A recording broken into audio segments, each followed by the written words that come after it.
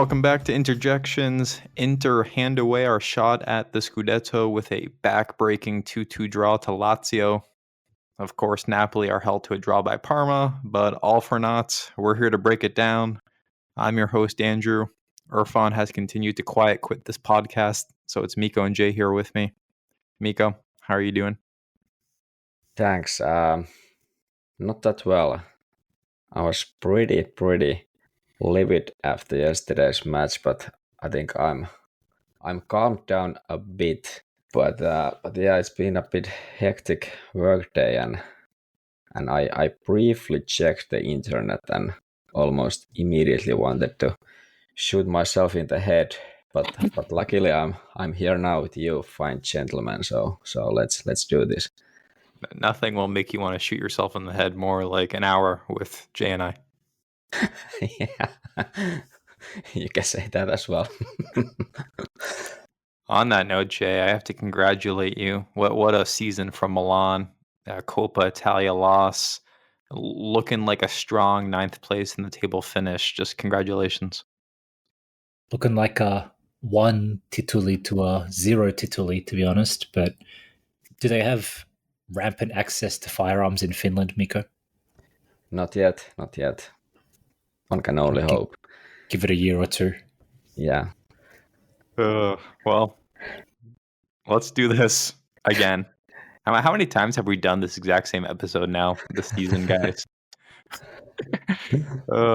Yesterday's draw to Lazio was like the perfect microcosm of the macrocosm for the league campaign because we did what we always do. It's the same game. I've watched this game like 10 times this year where we come out firing, we dominate the first half, or we manage to like hold all the possession, take all the chances.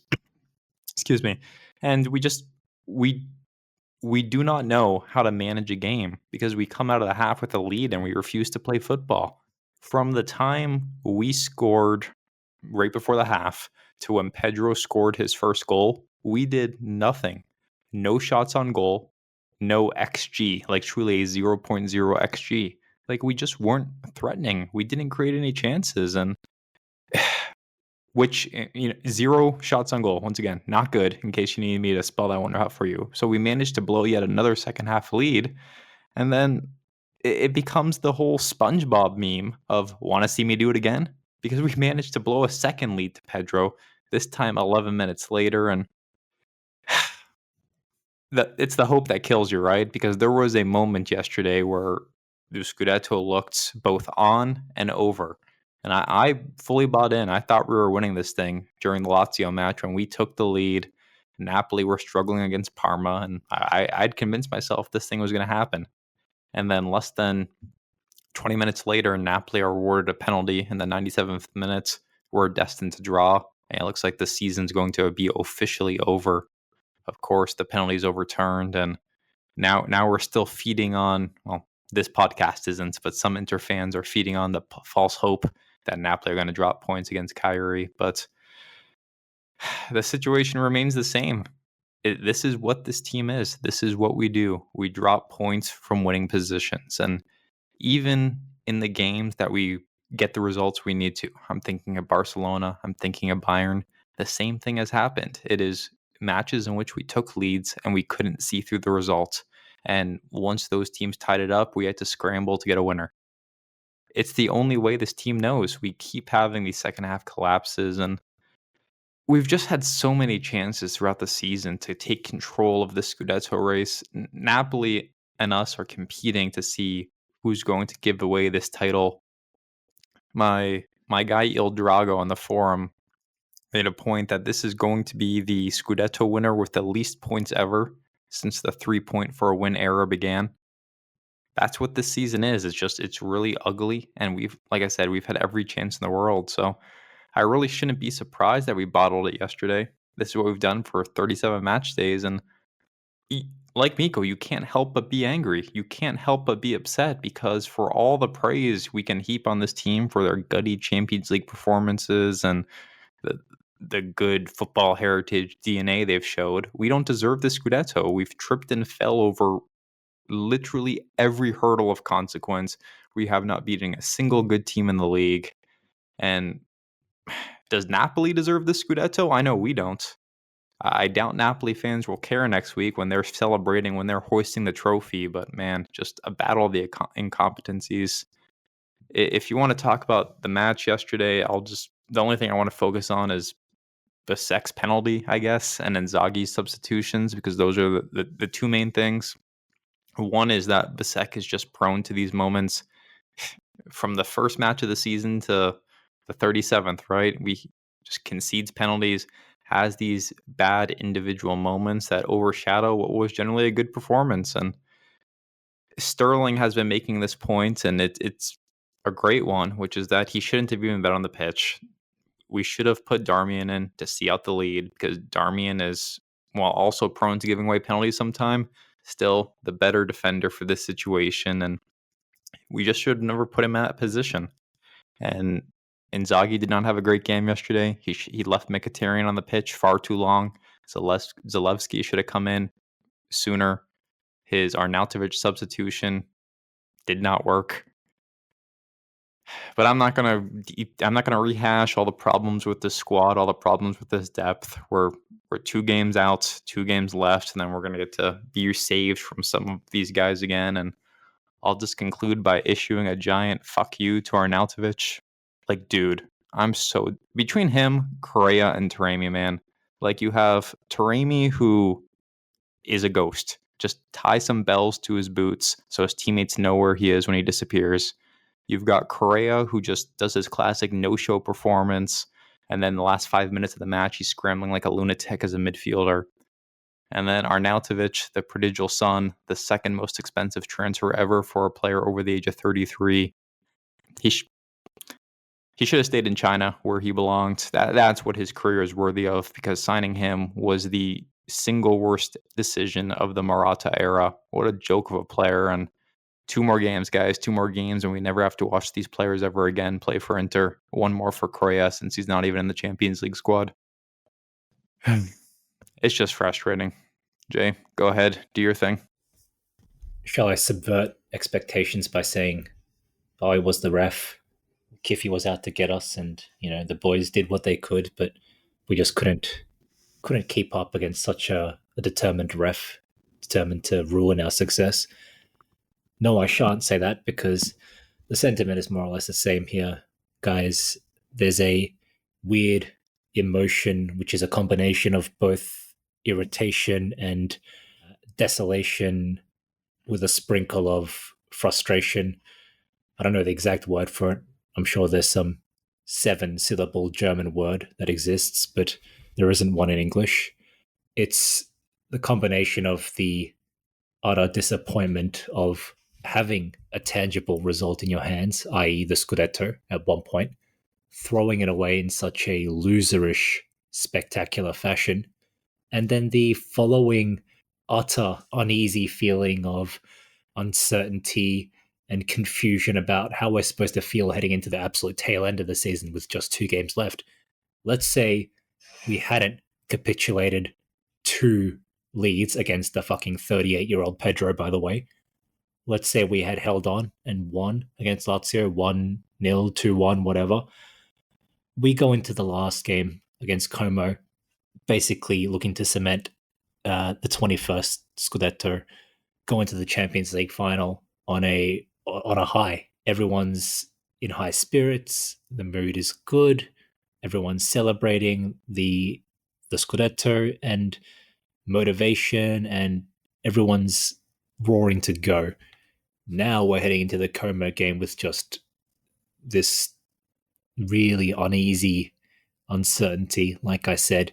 And how the fuck are we supposed to feel leading into the Champions League final? Because that's the shadow that's hanging over all of this. There's literally no option. We have to default to pinning all our hopes on this random switch we happen to press whenever we play in the Champions League. And I said it before the Bayern games. I said it before the Barcelona games, where I was like, this team can no longer get away with just playing like dog shit in the league and suddenly turning up for Champions League games. But, well, I guess they fucking proved me wrong, because that's what they've done all season. The difference in quality, in effort, in approach and just general mentality and attitude towards the Champions League games compared to the league games has been like night and day. And maybe truly this team just doesn't have the physical or emotional bandwidth or capacity to focus on two major tournaments at the same time. But I've never seen anything like this in my life, where you've got a team just kind of abandoning, like, I won't say abandoning, but unable to muster the slightest bit of competence and unable to wake up from this stupor in the league while pulling out these famous and important big victories in the Champions League. You'd think that winning the greatest semi-final tie in Champions League history, as many are calling it, would give this team the motivation to push on and just win the last couple of games. Instead, what we saw yesterday against Lazio was something straight out of like fucking Spalletti era banter. It was Inter 2, Empoli 1 on the final match day of 2018-19 all over again, where the team was just shitting its pants every time this washed up 38-year-old Pedro slowly ambled towards them with the ball, with his knees and ankles no longer working in his old age, and they just made fools of us. And the palpable distress and panic just pulsing through the team was, you could feel that in the air. The fans were groaning every giveaway. The players were looking at each other, throwing their arms around in frustration and confusion. No one stepped up. The leaders were completely absent. I'm looking at Barella in particular. But Barella, Calhanoglu, Mkhitaryan, Acerbi, Bastoni, DiMarco, none of these guys stepped up. And the result is now, like I said, this just really fucking filthy feeling of, well, I can't now go into the Champions League hoping to base our chances on the back of domestic success, which we've snatched from the jaws of defeat. Now it's like this, who the fuck knows what's going to happen next week away at Como, and I think Napoli are playing at home, I believe, to Cagliari, or are they going away to Cagliari? It's the home game. Yeah, there you go. And Cagliari are safe mathematically, so yep. Who the fuck cares, for them, right? If anything, the Sardinians are probably going to be happy to bend over for their southern friends to prevent the northerners from winning. But in any instance, like I said, do you guys not feel this just absolute filthy feeling of uncertainty heading into the Champions League? Like I said, the one thing you can latch onto is, well, I guess, I have to pin all my hopes on this random miracle switch that we activate whenever we play in the Champions League. That's it. Because, like I said, you can't pin your hopes on anything else, because this team just does not or cannot wake up and cannot get its head out of its ass when it comes to league football this season. Yeah, but I want to quickly comment on this night and day thing. I think it's kind of spot on in a sense that, like yesterday, we play so differently against these Serie A teams. Like, even if it's Lazio, well, okay, they drop pretty deep, and then they kind of invite us to attack, and that's kind of the way it goes in the league matches for us. We don't sit back. Instead, we are the one having the initiative, and we need to attack. And I think throughout the season, when it has gone longer and longer, it feels that we need to work more and more to score a goal, and that kind of dynamic makes us vulnerable for opponents' attacks. And we saw in the first half yesterday, well, also second half, but first half, there was it Isaksen who had this brilliant scoring chance there. And I don't know, was there other instances as well when we kind of let the opponent attack pretty dangerously, because we ourselves attack quite aggressively, meaning we overload overload their half with players, and then the passes, they are not maybe just right there. It's a bit like missing a bit, and someone tries some flick and it fails, and then opponent makes a quick counter. And I think we've seen that many times this season. Okay, yesterday that didn't result any goals, but there was one case also in the second half when was it Dia who managed to just attack right in the middle, and our players just let him come there, and he was like facing Sommer almost alone. And this kind of a lackadaisical defending in general, that it just lacks this same kind of focus what Jay kind of refers to, what we have in the Champions League matches. And we kind of expect that, okay, everything goes fine in the league matches, and there's not the same kind of attention paid to the plays we play. And yesterday it kind of ended up costing us a lot. Okay, let's start. If we remember the second Barcelona match, well, we conceded quite a few goals there as well, in the first leg, in the second leg, but that was still a kind of a miraculous effort, in a sense that Barcelona is probably the best attacking team in the world right now. But in these league matches, it's just this kind of like the first Pedro goal, what happened there, like where it started from our corner flag, and how Acerbi and Bastoni kind of fucked it up there. They had the ball already, and they lost it, and then the play evolved, went to Pedro inside the box, and he dished it to our right side, and so on. Then there was some a bit unlucky bounce for us, but then he was there right in the goal, open for him, and he Pedro, and he scored.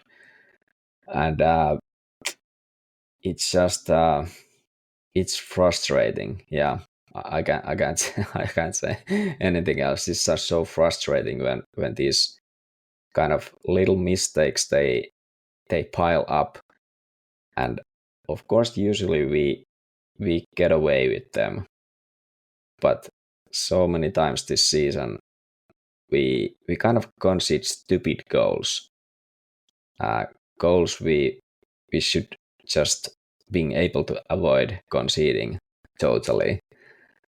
And this Pedro goal was a stupid goal to concede. Then the penalty thing, I mean, I don't know. I'm so fed up with bisseck, like Andrew mentioned, and what Sterling has been talking about, and we've talked about this in the podcast earlier, how he's such a great physical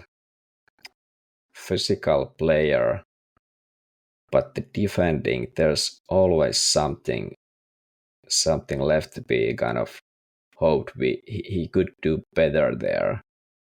And yesterday there was these two instances, the Dia attack right in the middle, like he just, I don't know, switches off suddenly during the games. He has these moments, and then the penalty thing, well, that's another topic, but how can you concede a penalty when you have a arm behind your back? Like, how can you still manage to pull it off? Like, I was so pissed at bisseck yesterday. Like, I posted in the forum, like, sell him immediately, but yeah, it's growing on me that I'm like totally fine selling him this summer if there's like a good offer, because now it really cost us a lot. Even if, well, the fact is we've lost points all over the place this season, but in these crucial moments you really wouldn't want to see that from a player. Yeah, really, really frustrating feelings at the moment. Where I want to get your guys' thoughts on where you're at with Inzaghi, because I'm seeing a lot of people upset with him and frustrated with him, and I guess there's two levels of this. The first is this league campaign where it just felt like the team never got out of first gear, and there's reports of this like 2-hour closed door meeting after the match yesterday, and I truly think this team thought they had the Scudetto and they were just going to finally turn it up when they had to. It would all be okay. And now they're dealing with the shock of no, you can't coast your way to a Scudetto without getting out of first gear. You can't be as poor as we were against all the big clubs and just turn it on magically when it matters most. When But did when they you have look, that feeling though? Like 70 minutes into match day 37. Like surely because we were down until then. Like for the past, I think since we surrendered our lead, or was it after Roma or Bologna? Yeah, I think against Roma that Yeah, was three the like match losing streak. yeah yeah, yeah 3 matches ago, like match day 35 or something, or 34, right? Like you can't tell me that the players believed that they were going to win the Scudetto from match day 34 up until, like I said, the 70th minute of match day 37, surely. But sorry, go on. Yeah, no, I get your points, and I just want to talk about Inzaghi as a whole because I'm seeing a lot of people upset with him. And when you talk about this team's mentality issues and the way this team blows leads like it's going out of style, this is something you wouldn't see under a manager like Conte. But of course, under Conte, you wouldn't see the European success, and it's a delicate balance because we've had 4 league campaigns. We're going to finish those 4 league campaigns with a single Scudetto.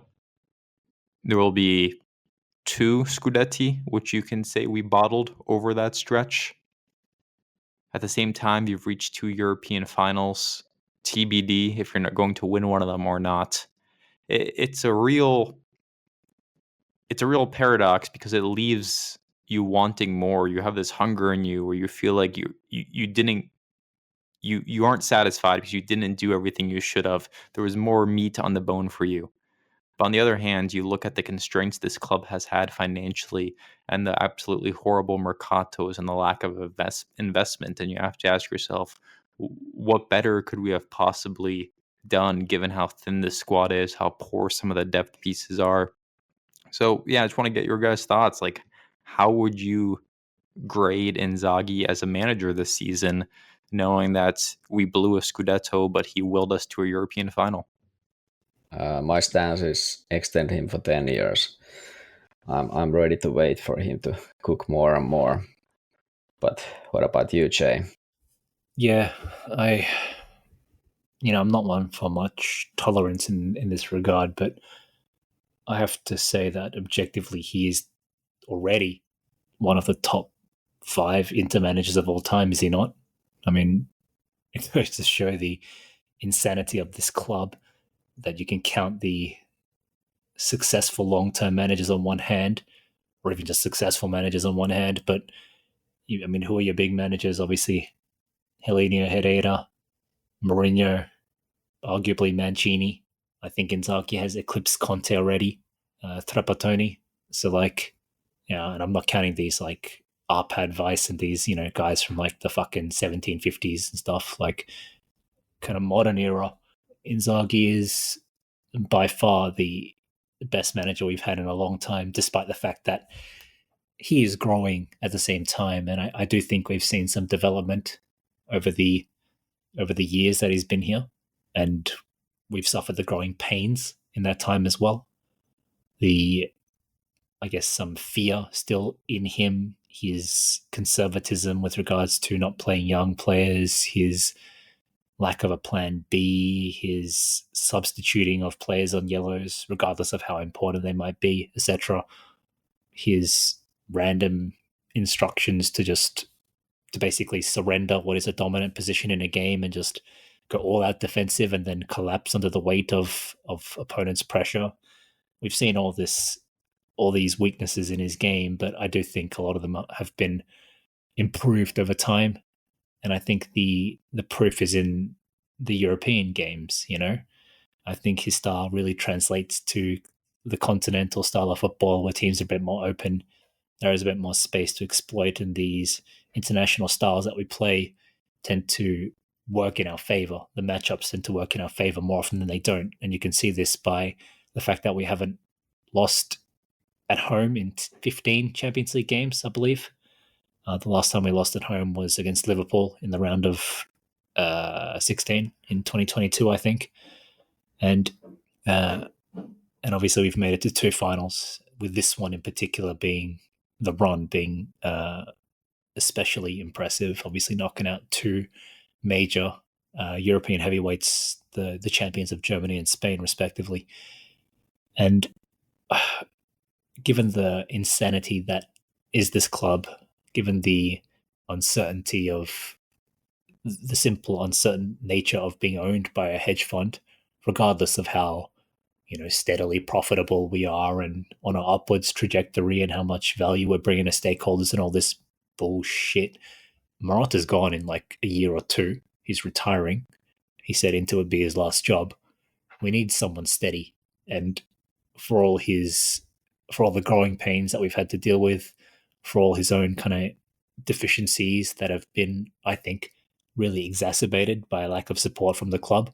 I mean, to go off on a little bit of a tangent, like we talk about Inzaghi kind of shitting the bed with these weird ass subs. I think a lot of that would have been mitigated if he didn't have fucking like Aslani, right? If he actually had like a capable defensive midfielder, or if he's taken off Thuram for like, I don't know, a Lookman, or even like I don't know, like a Dalinga or someone, someone remotely capable of forward play, unlike these other 3 spastics we have chewing up wages and just taking up spots in our team. If Inzaghi had semi-competent backups in some positions, I think a lot of his shortcomings would have been covered by the reliability of some of his backups. But that has not been the case, and therefore his weaknesses have been brutally exposed at times, like the Milan Scudetto of 2 or 3 years ago, like this Scudetto where we've not been able to beat a single big team or any team of note this entire season in the league. But all this is coming to a point to say, despite all this, he is the one of 2 really critical elements in this club, the other being Morata, and we need to keep a hold of both of them for as long as we possibly can. And this is coming from a big Morata hater, and I understand right now I sound like Ty from AFTV defending Arteta, but that kind of makes me a bit sick, but it is what it is. Limone is our Arteta, and Yeah, you sound like Mikko defending the establishment at all costs and refusing to direct any criticism towards the corporation. that's right. I do agree with you both. At least we have some trophies instead of Arteta. So Not this year, Mikko. Not this year. I do agree with you both, though. Like I have a lot of criticisms of Inzaghi, but I just can't get over the 0 out of 10 Mercato we had last summer. Our complete inability to reinforce this squad, and if there's any hope for the future, if you want some optimism from this podcast for some reason, if you're listening, you probably don't. But if you want some optimism, it said, hey, we have money to spend this summer, and if we inject 50 to 60 million into the squad, we get some proper depth pieces. I'm excited about what this could become. We could be looking at a really special season next year if we get the proper level of investments and Inzaghi does this thing right. A lot of unknowns. We don't know what's going to happen. Who we're going to sign are guys like Mkhitaryan and Acerbi going to retire. But I'm willing to give Inzaghi a mulligan for this year's league campaign because of how strong the Champions League run was, because of the 0 out of 10 Mercato. But if we give him the reinforcements he needs this summer, I'm fully expecting a Scudetto next year. And there's a lot of talk online about expectations. Mikko, I saw you taking part in these conversations of like, what's the objective for the club? And if you're Morata, the objective for the club is probably to qualify for the Champions League and to reach the knockout stages. That's like the most financially lucrative outcome. And if we're being honest, like the difference between winning a Scudetto and finishing like qualifying for the Champions League is negligible from a purely financial point of view. But we're fans and we have different expectations. And I can't basically since Conte's arrival, I've expected a Scudetto every season. I've gone into it saying this team's capable of winning one. We need to win one. And yeah, when you only win two in that stretch, it leaves you wanting more. But this is just this is Italy right now. I mean, we haven't had a back-to-back title winner since Juve's run came to an end, and there's a lot of parity in the league. There's not a dominant team in the league, but we have a chance to become that dominant team. We have a chance to go on this run of our own, where we string together 2, 3, 4 excellent seasons, and I want to see us display that ruthlessness. I want us to tell Taremi he needs to leave this club. I want us to tell Aslani he needs to leave this club, and I want us to sign proper players to replace them with all this money we've made this year. Yeah, and I think Jay had a good point about stability and how keeping Inzaghi is the way for that. And I think this season is I want to see this season being like a great learning experience for the club, but also Inzaghi, like what he needs to do differently. Like, well, mostly you've been talking about, you guys have been talking about the subs, how they are like not good and whatever. By the way, he didn't sub Çalhanoğlu out yesterday, despite having yellow since I don't know which minute it was. Was it in the first half already? And he kind of proved how less he trusts Aslani anymore. So we could hope to see some kind of activity in the transfers regarding Aslani. But yeah, I think I think Inzaghi needs to find a way to maybe play a bit differently. I think it's not always about the pieces you have in regard that, okay, I have these pieces, I can only play this way. I think we need to find, maybe it's a combination of both. You need some different pieces on top of what we have now to be able to play differently. But still, I would hope he sees the issues we had this season, especially in the league, that he maybe finds some kind of different ways to play in certain situations. That it's not only about the players he has, but of course that always plays a part there. But yeah, the subs, the rotation in general, all these kind of things. I want to hope that he learns. He is still a relatively young coach, so is he even 50 yet? I'm not sure. Maybe turning 50 pretty soon. So I wanna hope like he has a long career ahead, and I wanna see him at Inter doing that career and like seeing the growth being there, like what he has grown already, but growing even more despite getting few trophies. Maybe this Scudetto battle thing is one he needs kind of extra focus how to really manage the season despite doing fairly well in the Europe in most years, or like 2 out of 4 he's had a quite a exceptional Champions League season, and then 2 out of 4 it was round of 16 exit against pretty tough opponent. So I would say the Serie A campaign in general is the focus point for him. How to kind of manage a full season, which is or won't be easy next season either. Even if we add players, we're gonna have this Club World Cup thing starting, I believe, mid June. So there's not a lot of rest for the top guys. Season is starting like late August, or is it even mid August, because of the real World Cup year from now. So not gonna get any easier than what it was this season, but hopefully the possible new additions will help in the way. Yeah, we don't have a choice. And I want to just talk quickly about the midfield because, like you said, Aslani wasn't used yesterday. And not to pile on this guy, but I think him being so poor defensively is a big problem structurally with the squad. Barella, Mkhitaryan, Hakan, none of them are great individual defenders. They're all decent enough. Mkhitaryan has struggled this year defensively.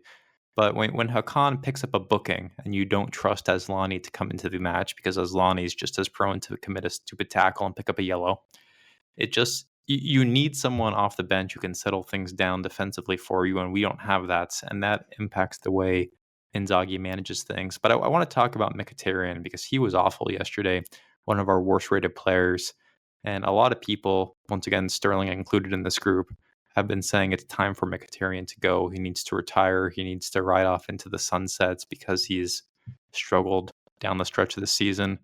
Jay, are you team give Mkhitaryan another season, knowing if he returns to this club, he's going to start under any circumstance possible? Or are you hoping to see him retire after PSG game? I'd like to see them all retire after a win against Paris.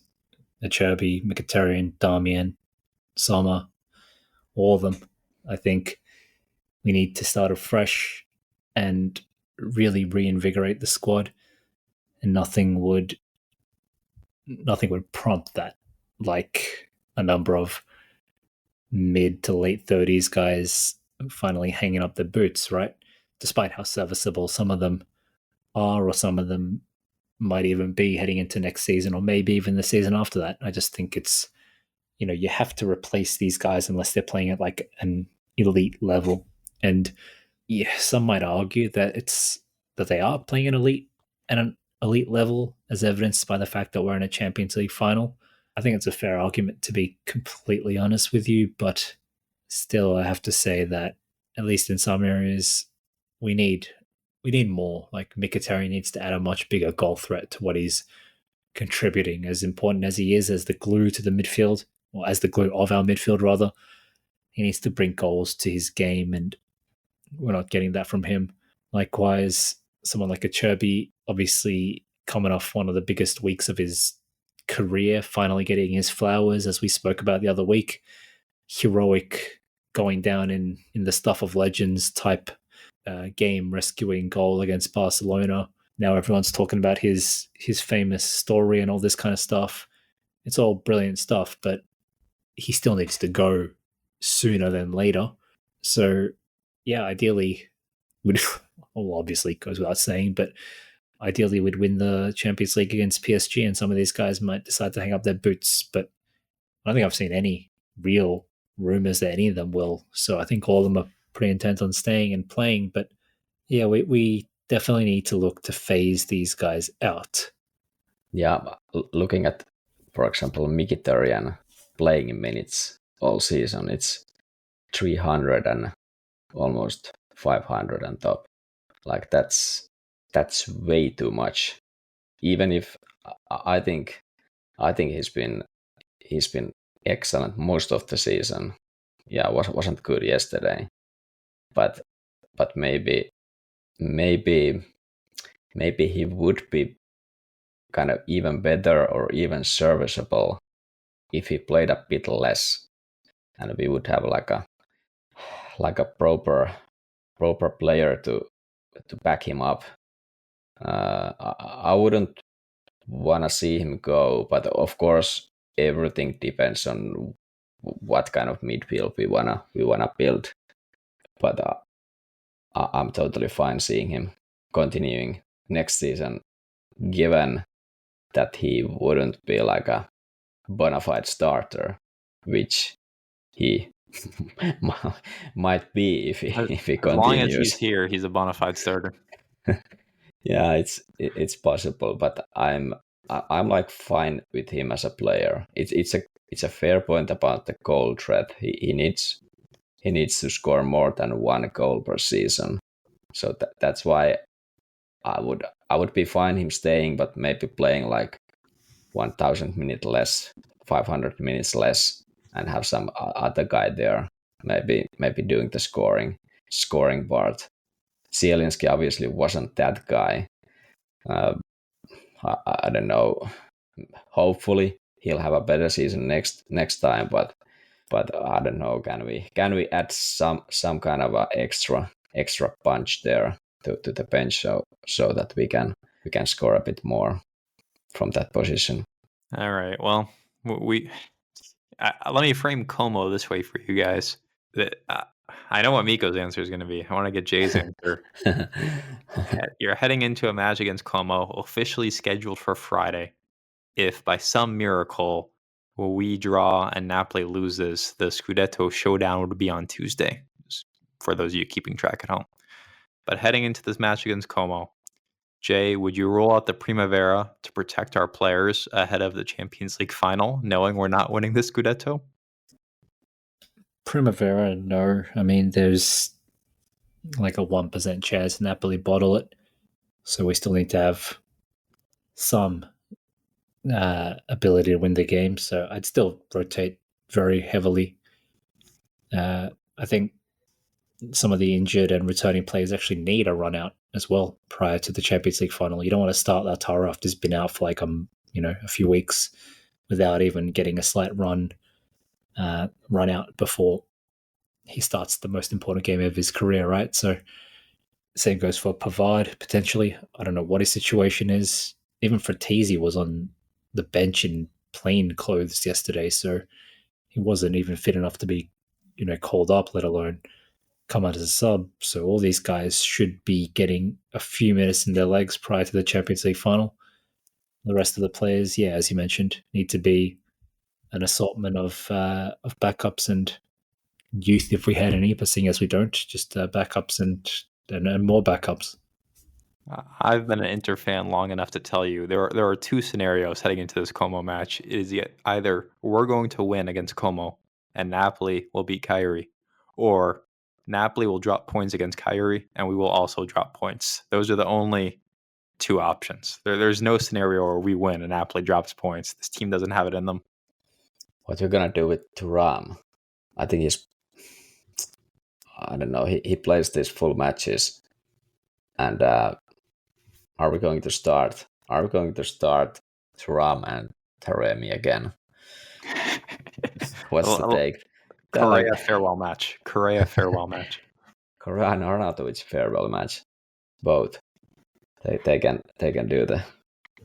I don't know. There are like only bad options left in the forward section. It was so yesterday when the director picked many times Lautaro's reactions, how he was like celebrating, he was face palming and whatever, and you can only imagine his feelings when he kind of understands, like if he was there, we would be definitely winning these matches, and I'm not wondering anymore. Why don't get your hopes up. What I was about to say, that I'm not wondering why he's always like sacrificed himself and pushed himself to play whenever like even remotely possible, because maybe it's just that he knows what kind of situation the rest of the team is. If he doesn't play, he needs to see these fucking spastics, as Jay said, to play there and do nothing. Arnautovic had his moments, few weeks in the spring/winter, but other than that, oh man, yeah. let's see.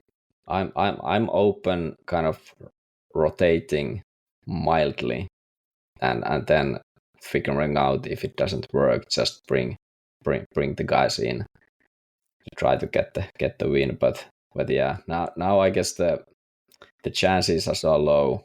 Like we had Napoli dropping points two matches in a row now. Like, will they do it again? It's like very, very unlikely. Even if they did it against Genoa, who had nothing to play for. So I guess it's the same thing, that the pressure is on Napoli, but will it happen again? Yeah. Odds are not in our favor. All we can hope for is that it's definitive either way. If Napoli are going to win, let's hope they take a big early first half lead like Milan did against Sassuolo a couple years ago, and that way you can take guys out at halftime if you have to. I'd like to see Zalewski start this game in the Mkhitaryan role, give Mkhitaryan a full week off to prepare for PSG. I don't think it's particularly likely that happens, but I'd like to see it. Beyond that, I'm pretty indifferent to everything. It's just get out of this thing alive. We all know the season's boiling down to this PSG game. PSG have nothing to play for in their league. I don't even know. Ligue 1 might be over by now for all I know. But regardless, there's no need Ligue 1 is so worried that they're contemplating doing a playoff because they're just bored of PSG winning. We're the only competitive European league this season, right? I mean, you had the La Liga was competitive up until last weekend when Barcelona finally pulled away, but I think the rest of them have been sewn up for a while now. Yeah, it's kind of cool, but now that we are in the race and in this situation, yeah, not that much. Well, we can do some Como/Napoli dual predictions. Mikko, you can go first. Sorry, I meant Como and then Napoli Cagliari predictions. Well, let's go with let's try to keep the hopes up. So we'll win by 2 goals, 2-0, and then some serious shit happens in Naples, and it ends up 1-1 with some late Cagliari equalizer. Let's go with that. All right, so Mikko's predicting a Scudetto. You heard it here first. Right from the start of the season. Go ahead, Jay. I'm predicting a 0-0 snooze fest for Napoli, with a Inter winning 1-0 heading into the 103rd minute, and then Nico Paz scores to make it 1-1 and sends his regards to Zanetti. Will we sign him after that? Obviously not. That's the insult. That's the whole point. All right, well, I'll be the only person to predict a comprehensive Napoli win. Napoli are going to rout Cagliari. Cagliari's fans are going to be so kind to Napoli, they're not even going to racially abuse Lukaku. They're going to cheer for him. It's going to be a 3-0 Napoli win. I think, honestly, I think it's going to be a 2-1 for Napoli. I think Lukaku scores first. And then, one of the big guys like McTominay or Raspadori scores the Scudetto clinching goal, and it's not the San Paolo anymore, is it? It's the Stadio Diego Armando Maradona. And then the Maradona goes wild. Meanwhile, in Como, Como goes mild as Inter slump to a boring 0-0. I'll stick to my Napoli 3-0, but you know what I'm going to do in the Inter game? I'm going 1-0 Inter win. Taremi scores a goal. How about Arnautovic scores 4 goals just to make up for his missed goal yesterday? Oh, God. All right. Jay's hot betting tip. What is there left to bet on at this point in the season? I think a Champions League, really. You got to save that for the preview episode, though. Maybe you can give us your Europa League or something. Is the Champions League competition for the Champions League spots? still open in the league. Yeah, I think if Juve wins, they clinch the 4th spot, but if they drop points, it's open still. Well, Yeah, technically, the Europa League is a good one. Now I'm disgusted that both of these absolute dog shit teams are. One of them is guaranteed a place in the Champions League, not to mention a major European title, and both of them deserve to be fucking mired in humiliation and ignominy for the seasons they've had, respectively. Despite being a fellow Aussie, I have absolutely no love lost for Ange Postecoglou, just because I think he's a fucking hack. Meanwhile, Man United, the Juventus of England, I've hated them for many, many, many a year. So it's really, really tough to pick a result here. But I think if there's one team that is just capable of next level humiliation, it's probably Tottenham.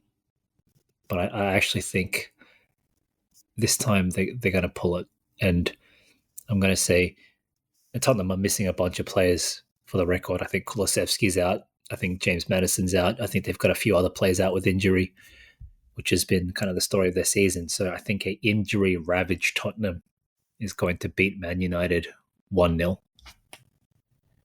That's a tough one because on one hand, I absolutely hate Manchester United. I hate all their global fans they have over here who they picked up during the Ferguson years, who are the intolerable, their great-great-grandfather's English, and as a result, they think they're English and they root for United and think they're the best club in the world and the best players belong at United, versus the Brooklyn hipsters who root for Tottenham because they wanted to pick up a team during the 2000s, but they didn't want to pick up a team who wins too many matches, so they settle for Tottenham and act like they're, woe is me. What could be worse when they signed up for this voluntarily? So, no, can't win, but I guess I have a slight preference for Tottenham.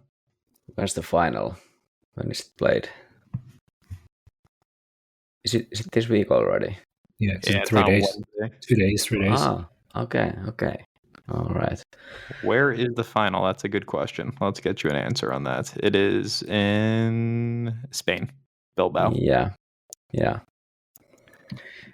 Is it like the if Lazio had 16th and 17th? If Lazio had put in even 1/10 of the effort they had put in to inconvenience us, to just beating some fucking dog shit Bodo Glimt team, it could have been them in the final.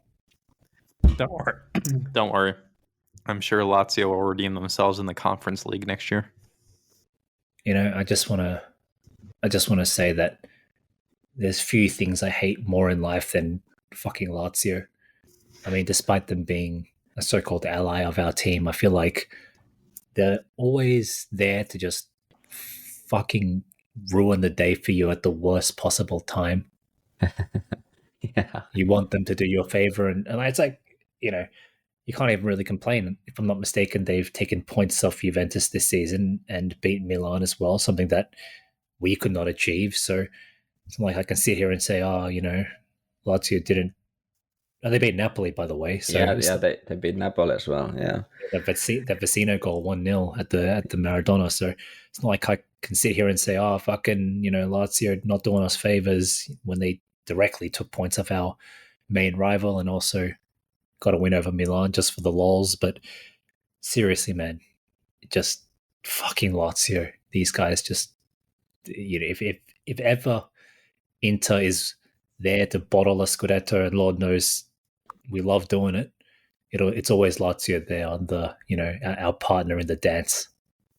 Lazio did not let Napoli beat them this season. They knocked Napoli out of the Coppa Italia. They then beat them later that week with the Vecino goal you were talking about, and then they drew them later in the year. So Lazio did their part this season. It was us who let ourselves down. All right, well, we'll wrap it up there. Mikko, you know what to do. Forza Inter, Forza Cagliari, Forza, I don't know, Spurs, United. All right. We'll catch you all next week.